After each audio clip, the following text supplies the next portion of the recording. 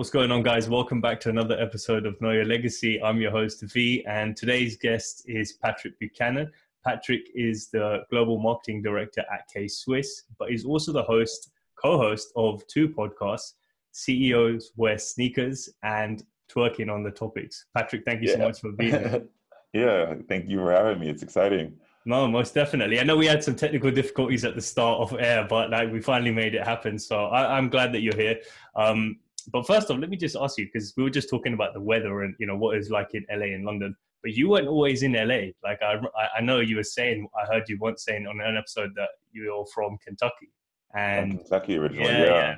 That's from what I understand, that's quite far from LA. So what was it like growing up in Kentucky? What was like your life like back then?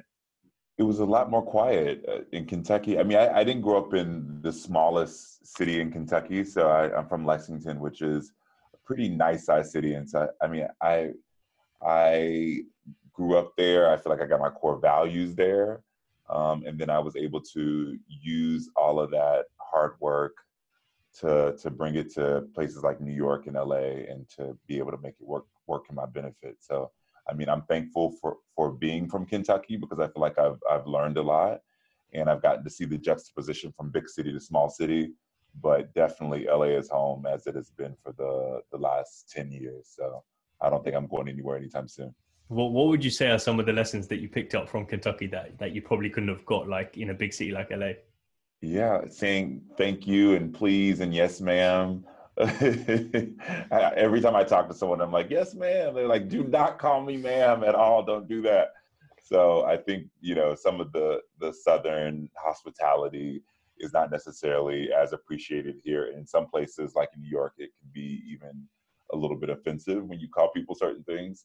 So, I mean, a lot of people are a little bit more straightforward because they're, on a mission, or they're on the go. And Kentucky's a little bit more slow paced. So, maybe we can, we have a little bit more time for some of the pleasantries that you might not have in a bigger city like LA or New York. Yeah, I mean, it's the same. You were saying like before that you've been to London a couple of times, and it's the same like in London. It's just non-stop. And people who visit from outside London prefer to go back to where they came from because it's just so busy that you don't get time to stop and speak to someone or take a breath even. Like everyone's just on the go. They don't really take notice of you as well. So there's two very different cultures, but yeah, I think it's up to you to see how you embrace it. Because I know a lot of people generalize LA and they think LA is just fake people, pretty people, no one has real friends here. And I think it's kind of what you make it. And I haven't really had the same experience. I'm sure those people exist, but the people that I hang with and the people I work with, we take time, we catch up, we see each other. So I think you can balance and you can bring a little bit of where you're from to where you're going.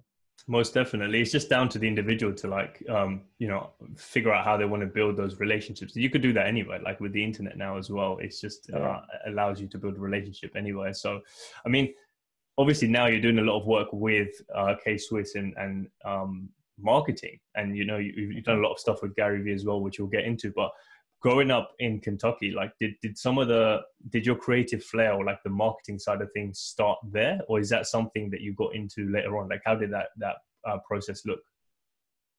Well, I never really knew marketing was a profession, when you're looking at all the things that are exported from places like LA or New York, or I'm sure like London or, different major cities around the world, I never understood that there was a machine that helped make all of these things happen. I guess it just appeared on my TV and I'm like, oh, this is great, So, I've always been creative and wanted to express myself. I studied journalism in high school. I was on the school news channel. And so I would be broadcasted to our entire school every day, giving people what was happening at the school. And so that's really kind of where it started as far as being creative, because it was almost like an SNL for high school where we got to dress up and do skits and all of this fun stuff. I would be so embarrassed to see what those videos look like today. But I went and studied journalism.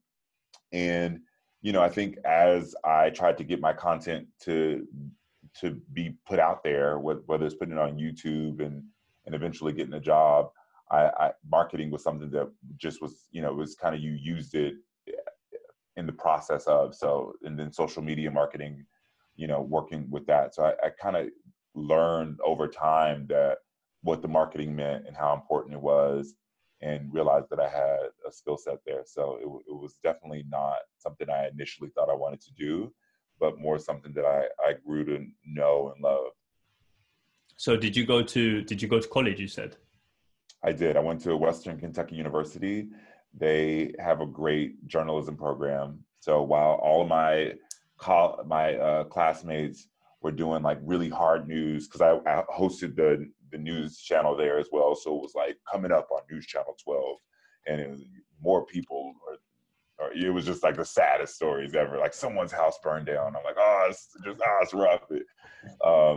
And I was making stories about completely different subject matter. I was making stories. It was like, there's a new dance craze on campus. And so my professor told me, he was like, Patrick, you're not going to get a job. Like everyone's making these hard news pieces. And that's how, they get their job as a news anchor in whatever city they eventually go to.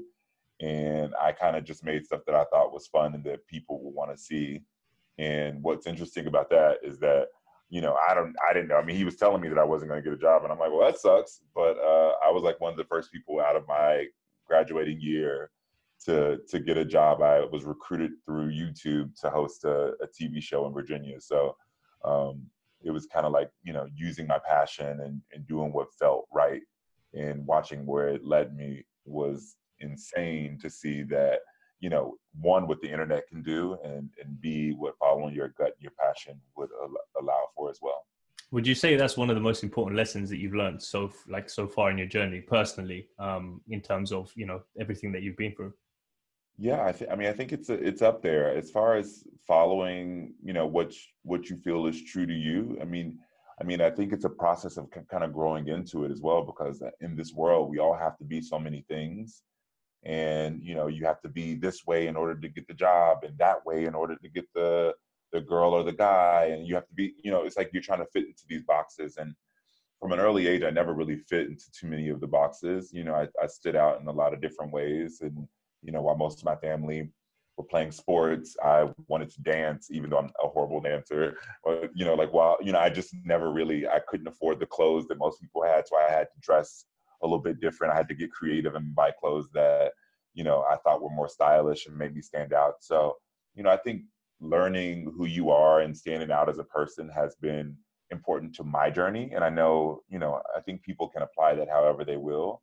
But, I think it is important to stand out in a room and to make your voice heard, and to not necessarily always follow the crowd. I think in a generation of hype beast kids where everyone's looking at one thing, it's kind of foreign to me, because I never wanted to look like everyone else. I never wanted to do the exact thing as everyone else. I mean, it would be so boring to go into a room and we're all wearing the same uniform. And so, because of my circumstance in one side, and also just kind of like my creativity on the other side, like I've always just tried to be a little bit different.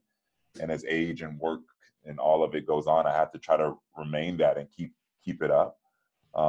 But definitely I've seen it work out for me over my career, in getting my first job as a TV presenter, and also, even working at someone like K-Swiss. As the head of marketing, there's not a lot of heads of marketing who look like me. And so, if you see the way I come in here with crazy hair today, it's actually pretty tame. And I'm still able to get the job done. And I think, it's been a huge lesson, and I'm super thankful and grateful that people have taken a chance on me and given me the opportunity to do some of the stuff that I've gotten the chance to do.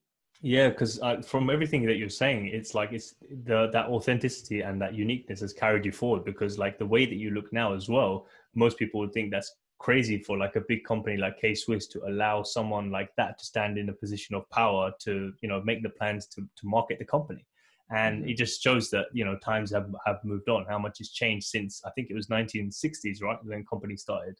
So it's crazy, because back then that wouldn't that wouldn't have been a possibility back then. So we try to be a little outlier, be different. And I think you have to kind of stick to, if you're following something that's true and authentic to you, then I think at the end of the day, for good or for bad, I think that, you'll feel better about it on the inside, which That counts a lot. It Yeah, counts for a lot. most definitely. So, how did the whole YouTube thing happen? Because I remember you saying once actually that you wanted to, like, your dream job was MTV, right? Like, or you at least aspired for that, and then you obviously saying that you ended up at YouTube. So how did the authenticity or the uniqueness allow you to then open up a door at YouTube? So I didn't actually work at YouTube, but I just uploaded like anybody else my content to YouTube. So I mean, when I was in college, YouTube was like a new platform at the time, and it was just a place mostly like anime videos, I think, were there when I first logged on to YouTube. And we were trying to find an opportunity and a place to be able to share our college news program. And the only place that it was airing at the time was on the college network. So it went to all the dorm rooms and the major halls in the college. But I was like, there's so many, Facebook and YouTube. There's so many different ways to be able to share. So I downloaded our segments off of the network and was sharing it with my friends on Facebook, and eventually put some of the stuff on YouTube. And just watching how like early content creators, and how they were becoming popular, and people just would watch it. So it was just crazy. Any idea I would have, I mean, they were a lot crazier then. People would tune in, and just watching how the early signs of the internet. I mean, how people could, from anywhere you are, whether it be people in LA or people in New York or people in around Kentucky, would comment and be able to say, "Oh, like I saw what Patrick did." So I think it was just like kind of the early signs of what I saw, how important the internet could be. And my Les Robinson, I think that's my first boss, his name. And he reached out to me with a message on YouTube and was like, "Hey, like I saw your videos and I think you might be good for this position we have." And so, I mean, I was scouted off of YouTube and eventually moved to Virginia and did that for a while. So, yeah, it was crazy. Yeah, it just I guess it's just a story of what happens, or the doors that can open unexpectedly when you put yourself out there, and you're not really worried about what people are going to think, because it must have taken you quite a lot of, well, maybe it didn't, I don't know, I'm assuming, but overcoming the fear of judgment, or worrying about what others might say. I don't know if that was ever a thing that came to you, or you were just like, you didn't really give a shit anyway. I think I didn't give a shit then. I mean, I probably care more now. I feel probably because I have a lot more to lose. So probably today I'm more concerned, and I have to like actually like make sure that I continue to be my authentic self and not censor it too much. And I mean, that's why I host stuff like Twerking on the Topics, because it allows me to be able to talk about stuff that I'm interested in as well. But at the time, I think that it was just me being a crazy young person, and really like, I just didn't know no was a thing. I went for whatever I wanted to be. One day I decided I wanted to be Beyonce's backup dancer, and I flew to New York and auditioned. I mean, I've never had backup dancer experience. I never took dance classes. I don't know why I thought that it was a possibility. Clearly, I did not get that. But it just is kind of showed us that fearlessness at the time that I had, and many great things came from that. I ended up hosting segments on MTV, and I auditioned to be a VJ on BET 106 in Park, and I made it to one of the top rounds, which was exciting. So I mean, I've had many different lives when it comes to these things, and a lot of it comes with really just going after it. And I think that's kind of something that is pretty important, is that I didn't think no was a possibility, and I just went for it. And I think that's just one of the things that is, as a young person or as a person in general, if you have a dream or if you want something to happen, creating a plan, and that's what marketing essentially is. It's creating a plan and then executing against that plan to watch it happen. And along the journey of life and your marketing plan, some things go as planned, some things don't, and then you shift and you kind of adjust as you need. And then you look back and you're like, oh shit, like, I mean, well, that didn't work out like I thought, but that turned out okay, So I think it's like marketing is almost like life. It's like, okay, well, well, it didn't go like we planned, but I mean, it went. So, I mean, there's a lot of those situations, and there's other situations where, again, with something like Gary Vee, where it's like, well, I didn't expect that to happen, where it's like he shut down our website on a first launch in a minute, less than a minute. So, I mean, I've seen every side of it happen. And I know that like, also like, you just kind of have to like put a lot of stuff out there, and then, the thing that catches might not be what you expected, but I think it can take you on an exciting journey if you're willing to go with it. What would you say is the hardest part about your job? The hardest thing about my job today, I mean, that's a tough question. I mean, I think it's a challenging role, and I think that, being in marketing, everyone wants to be in marketing or thinks that they're a marketer. So, I mean, there's a lot of feedback you get, and it's taking all the feedback and, putting it into the right place and dialing it so you can kind of make everyone happy, but realize that you can't make everyone happy at the same time. So I think, it's like I have a job where, everyone wants to participate, and so there's just a lot of eyes on it. Like everything we do, from every social media post we post, it's not just like an internal Excel file sheet that only one other person will see and maybe catch a mistake. It's something that, potentially millions of people can see and comment on. So, I think I don't know if it doesn't scare me, but it is something that you definitely think about as far as the responsibility that you have, and you just make sure you just like get it right, get it tight. Yeah, so just on that, I'm glad you touched on that point at the end, because what would you say from the experience that you've got so far, like, makes a successful marketing plan?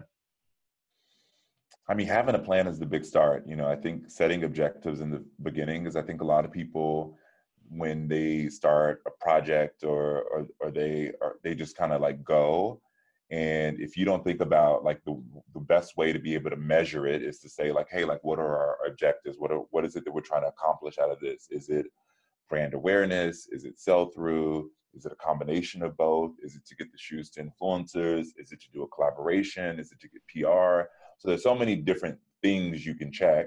And a lot of times it's a combination of those things. But when you set those goals or objectives at the beginning of the plan versus the end, you can manage expectations and make sure that you're pulling the right levers to ensure that those things happen. So I think that that's probably one of the things that I lead with as far as my team is like, it's like, what are we trying to accomplish? And so when we're looking at a project, we go around the table, we talk about it, we talk about the benefits and the potential downfalls and how we can avoid that, and just to make sure that we reach our goal. Most definitely. So like I guess the vision has to be really clear, so you know where you want to end up by the end of the segment of marketing that you do, because I guess without that you don't know if you're successful or not, because it's like, what, how do we gauge that? So from what you're saying, it sounds like you get the gauge right, and then you'll know whether you're successful or not, because you've set some markers to measure yourself by. And also be willing to adjust it and look at it. I think, we're adjusting every day. I mean, we have a plan. It's like we were planning on getting it to these people, and then we were planning on putting it in these spots. And a lot of marketing is like a lot of vision boarding as well. It's like we want it to be in an area that looks like this and this. And what I do is I try to, make things that you can't, certain things you don't take the chance, because a lot of it feels like it's like you just kind of throw it out there and see what happens. So we try to tighten up enough stuff where, these are the for sures, these are the things that are happening, these are the nice to haves and things that we're going to work and try to make happen. But we're meeting with the team every week. And did it happen? Okay, if it didn't happen, why didn't it happen? And do we need to shift people, shift resources, relook at the plan? And so I think it's just an evolving thing. You have to kind of be open to the constant communication and adjusting and just editing the plan and just making sure that it happens. Constantly being able to pivot when you need to, basically, just to head in the right direction. So how did on the topic of marketing now, like, how did the whole collaboration with Gary happen, for those that might not know, or those that are like just following Gary now? Yeah, Gary was actually one of the first meetings I took working at Case with. So, I mean, imagine walking into a room and it's with Gary Vee. I mean, especially for the people who follow him and know the energy that he has. And one compliment I'll give to Gary is that, I mean, through and through, he's been the same Gary Vee. So when we met, I think he had 300,000 followers, and today he has many millions of followers, and he's the same guy. So definitely been a lot of fun working with him. But K-Swiss had done some marketing research about, you know, how we should move forward, because we were looking at relaunching the brand and, you know, introducing K-Swiss to a new audience. And one of the things that we found in the research is that, you know, people were really wanting to be entrepreneurs, wanting to be hustlers, wanting to start their own businesses, be the CEOs. And that was just a shift in popular culture. And there was just kind of like an open space because no one was really talking to these people. And so we thought it was just a huge opportunity for our brand.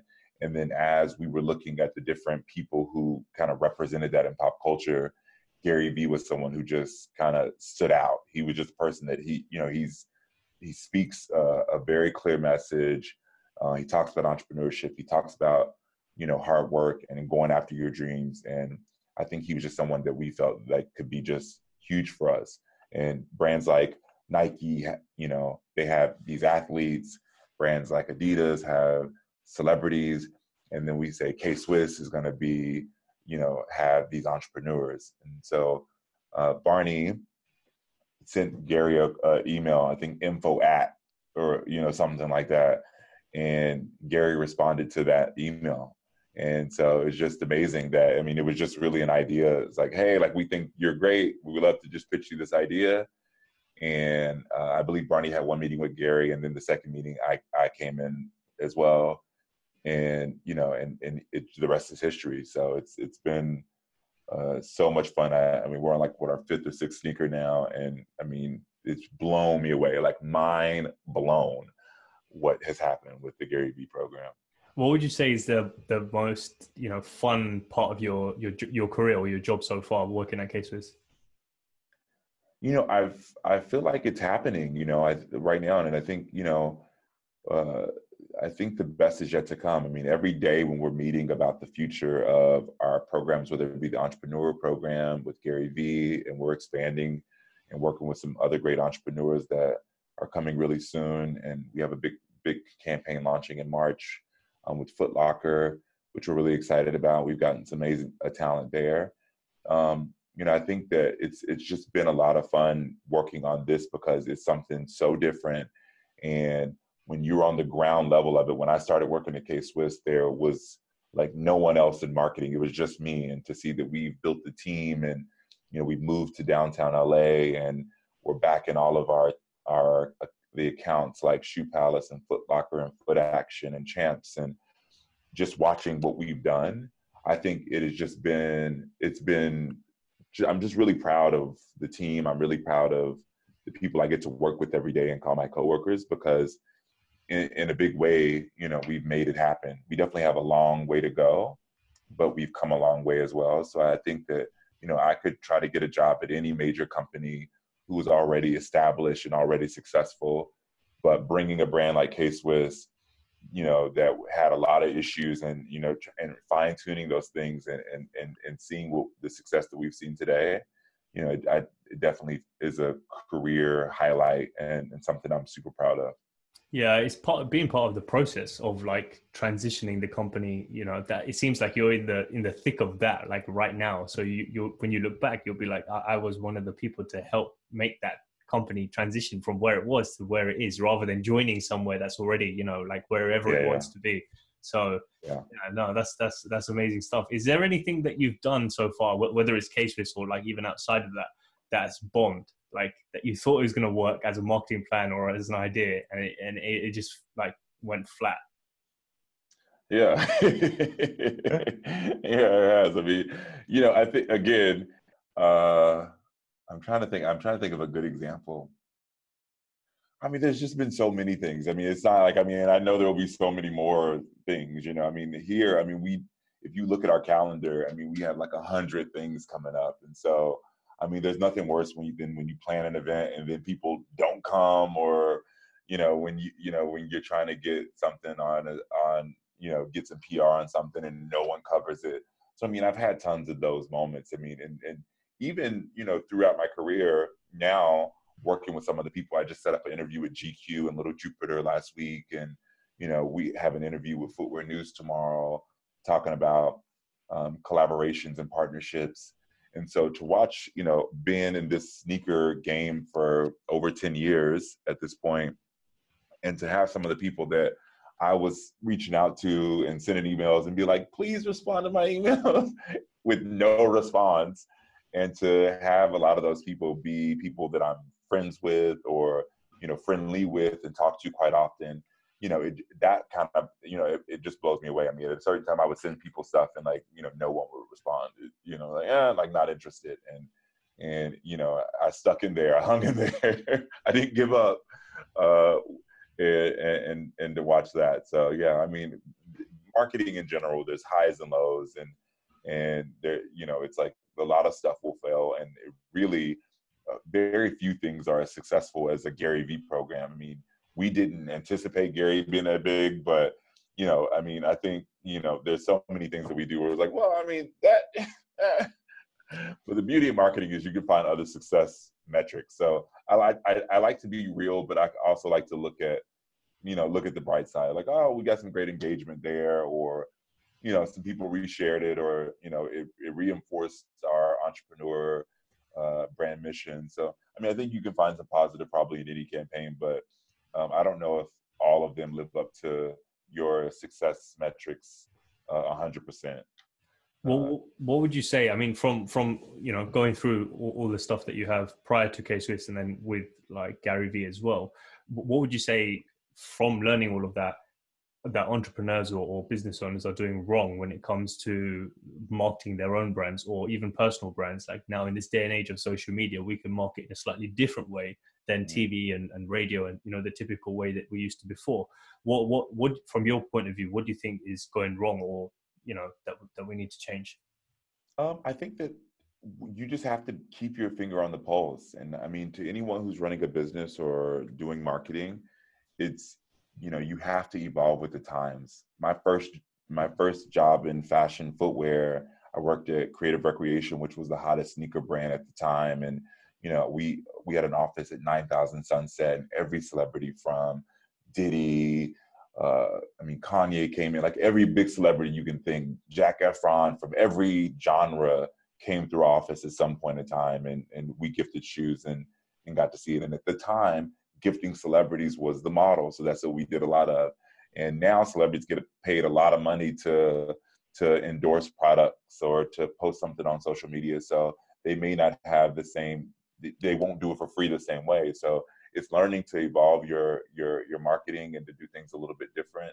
And I mean, even with doing stuff like a podcast, like, you know, that's just a great way to be able to connect with, you know, people who support and want to know more about your brand or how you create campaigns. And so, you know, K-Swiss has created a podcast, or, you know, when I started working at Creative Rec, they didn't have any social media. No, there was no Facebook, no blog, no any of that. And I went to the president and I'm like, dude, like, it's a huge open opportunity. We have to create this. And so, you know, they gave us the opportunity. So I think as a brand, it's like you can't continue doing the same thing and expect different results if it's not working for you. So we're continuously doing things differently. Like, it's like, hey, is this working? Then let's not do it if it's not. If it is, let's figure out different ways. So even doing stuff like Complex Con, or, you know, we've just recently launched Inside K-Swiss, which is a video series where you get to take an inside look at what we do at the K-Swiss office. You know, not a lot of companies are creating reality TV or documentary style programming about the people who actually work at the company and kind of the ins and outs. And so, you know, I think being willing to evolve and, like, you know, not necessarily do the same thing over and over again. And, you know, working with people like Little Jupiter and listening to him and what he says as far as about like how he posts on Instagram, or how he decides that things are hot, or, you know, shooting campaigns in the way that we used to. Like, I mean, used to shoot a campaign, and you would shoot one or two campaigns a year, and you would get like 10 images from the campaign, and you would expect to use that over the whole year. Now that you have Instagram, every photo you post is a campaign. So if you spend all your money on these two campaigns and you've got 20 images that you're supposed to use over 365 days, as a company, you're screwed. if you don't find ways to be able to create content. So, I mean, we're continuously evolving, and I think every day the landscape is changing almost faster than we can keep up with. So I think, every time someone's mentioning something, I try to listen. I try to look at new things, look at new apps, look at different techniques, and just really take it all in and make sure that, I chat with it with the team and say, hey, like, what do you guys think about this? We just launched the first signature sneaker for esports team. And again, I'm not an esports fan, but, a lot of the guys that work at our office are. And so, like, watching the way they act or how they talk about it, or, how involved they are. I mean, it's something that we were able to look at and be like, wow, like, there's a huge opportunity here, because not a lot of people were talking about it, esports, in meetings. But when I asked them, like, what do you think about esports? Similar to how I probably would talk about Beyonce, like, oh, I love her. They were talking about esports program. And I was like, so you could see that there's a huge community there once we looked into it. So I think, long answer longer, I think that, we just try to keep an eye on what's happening, and what is that? Finger to the pulse on the finger. One of the two. Finger on the pulse. Finger on the pulse. There we go. Yeah, finger on the pulse. Yeah, most definitely. So I think that, because I've watched the Inside Cases video, and I think the best thing about that, and what some of the people who are doing that sort of thing, the benefit to that is being able to see, the behind the scenes, like what's really happening, not just the finished product of like the airbrush photo or the edited video. I want to see, like, what they're actually doing. And that's what makes it fun, because I guess it makes it human, doesn't it? And it's like, you understand, like, okay, I can connect with this person because, they just have a regular job, or they have meetings just like we do. Like, it makes sense, they can relate to it. So, and it breaks down the brand from this big thing to like a day to day, like, this is what everyone around the world is doing. We just do it slightly differently. And, here's how we do it. So just shedding light on the behind the scenes, that's what it seems like you guys have done really well.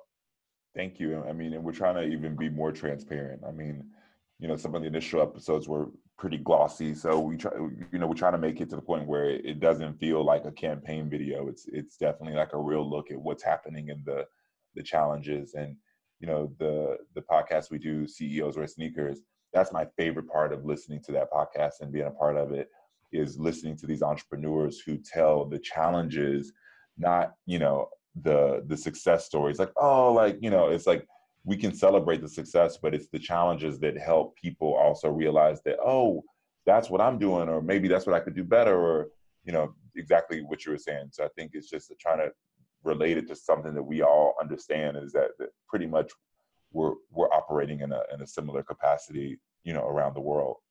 Most definitely. So just to get into the final few questions, and the first of which being, with everything that you've done now, is there anything different you'd tell the 18-year-old Patrick? Oh goodness. I mean, if I could do a few things, I probably would come to LA sooner. I may have studied some more like business stuff. I mean, that's in retrospect, but I mean, I don't think really I would do anything different. I'm super thankful for what 18-year-old Patrick did, because 18-year-old Patrick did what the Patrick in the 30s doesn't probably have the courage to do now. And so, I think they're equally as important. And, I think sometimes in life, and thank you to Facebook for pulling up those memories, is that you don't realize, you're like, wow, I've come a long way. When I do my moments of gratitude and say thank you for the things that in my life, whether it be my job or my family or my friends or working on cool campaigns, I look back to not very long ago where, circumstances were a lot different. And so, I'm just thankful for where I'm at today. And I think that, hopefully only place to go is up. So yeah, 18-year-old Patrick crushed it. He did a Gary Vee. He crushed it. He did what he needed to do. I love that. Just to a quick a side point, because you mentioned about the gratitude. Is that something you do daily? And if there is there anything else, just for those who are listening, like just to keep your mind in the right place and keep centered? I try to do it. I mean, I don't do it as often as I like. I try to do it at least a few times a week, and just throw out things that I'm grateful for and I'm thankful for. And also, like, I mean, pulling out a photo album or going on Facebook, for the people who have Facebook, and looking at old memories, is, I'm just one of those people. I'm just easy to forget. I'm easy to forget what happened, and I'm kind of so focused on what's happening now and what I want that I let that take over. But sometimes when I take a moment and I think, wow, like, from Kentucky, from a dream of doing these things to have been on MTV, Logo, BET, and to sit down with Gary Vee and to be on the Daily V and to continue to be able to interview some of the biggest stars in the world as a side project and side hustle that I do, and also working for a brand like K-Swiss, it blows me away. And so, between gratitude moments and also listening to what people say, if you listen to the compliments that people give you, I try to really take a moment and say, wow, thank you. Because, there's been things that people have said over my career, over my life, where they're like, they'll say something and you'll be like, well, I didn't, like, soak it in, instead of being like, oh yeah, yeah, yeah. It's like, not necessarily everything someone says you have to take it to heart, but, the things when people say, you think like, wow, like, that is true. Like, someone said to me, like, wow, like, I've never seen someone, the head of marketing who looks like you and looks like me. And I don't think about that often, because this is the only thing that I know. And, I've been working and hustling at it so hard that it's like relentless to make it happen. And, when I got to speak to someone and they said that, it just put things into perspective, and it made me just really grateful for the people who came before me, who allowed me to be able to have the opportunity that I have today. And if I'm able to do that same thing for someone else, and to make people like, like me, more commonplace in the work environment, then, I'm just grateful for that opportunity. So yeah, I think gratitude is extremely important. And I mean, this life, I know we all want to be successful, but I think being happy is important as well. And taking a moment and making sure that you have a peace of mind, and not being too hard on yourself. I think there's a lot of things that we can control, but there's a lot of things that we cannot control as well. So, in realizing that, I wake up and I put one foot in front of the other, and I do my best every day. And if I've done my best, then I have to let the cards fall where they may. I have to let the rest happen as it happens. And I think that's something that a lot of people just don't, it's like, you want to be able to control it. If I can control it, I've been trying to push certain things.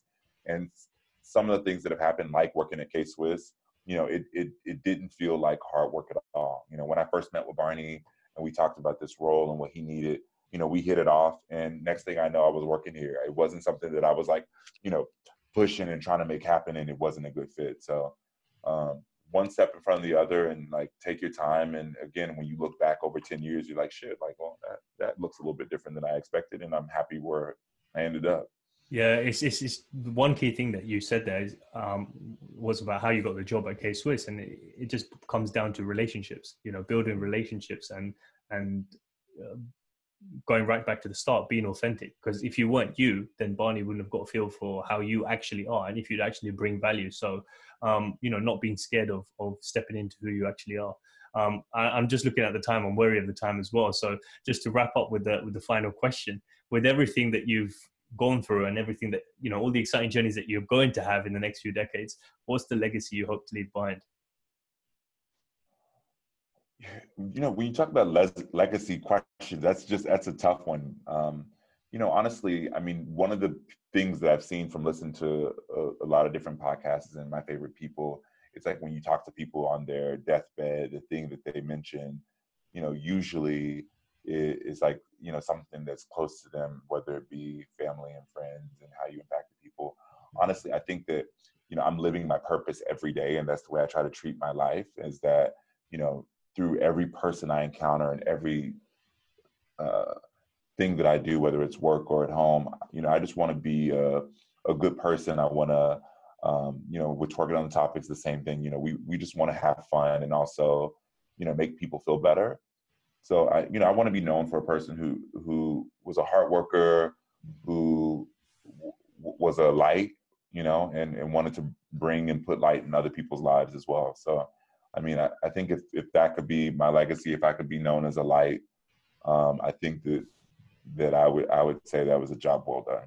I love that. Yeah, you're well on your way to making it happen with everything that you've done and everything that you're doing, man. Just being courageous enough to step into to get whatever it is that you want. So I appreciate you taking the time to share. If people want to follow your journey personally or anything that you're going to be doing, what's the best place for them to do that? Yeah, you can follow me on Instagram, Patrick Lee Speaking. I'm Patrick Lee Speaking on all the platforms. So I don't tweet much, but I am on Instagram. And, you know, you can listen to us on CEOs Wear Sneakers and Twerking on the Topics, you know, the two podcasts that I get to participate in. Yeah, that's where I'm at. Awesome. I love it. Well, look forward to doing the next one once you've done all the crazy missions that you were planning to do at K-Swiss.